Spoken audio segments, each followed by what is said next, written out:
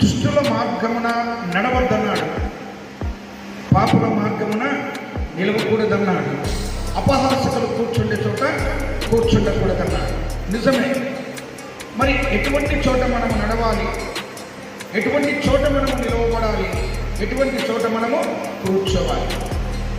మనము నడవవలసిన మార్గము యేసు మార్గం లేక యేసు బాట.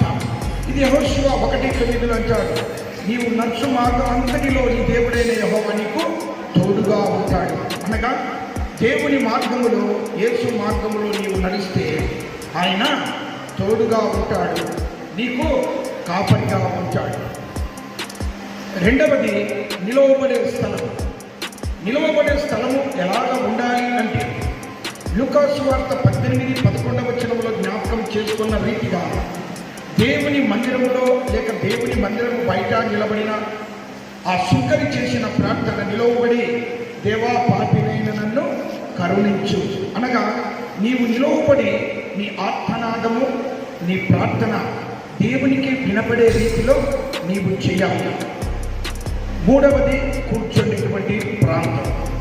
నీవు కూర్చునేటువంటి స్థలము దైవ సన్నిధి ఉండాలి.